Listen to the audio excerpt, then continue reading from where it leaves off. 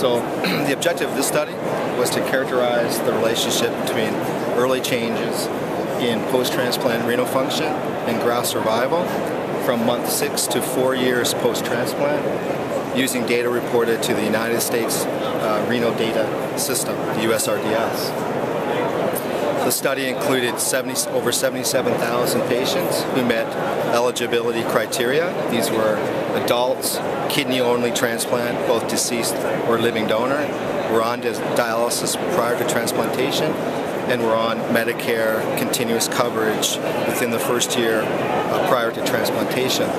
So these patients were patients that were alive with functioning graft at 6 months.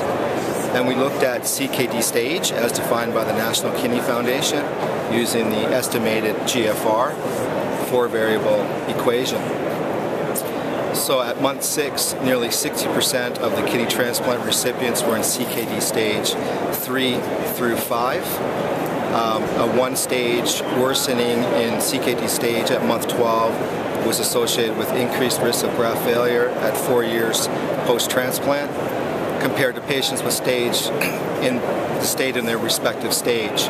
For example, patients that moved from stage 3 to stage 4 were at nearly 3.5 times the risk of graft failure versus patients who remained in stage 3 at month 12. So these results have important implications for management strategies targeted at preserving renal function in the early post-transplant period.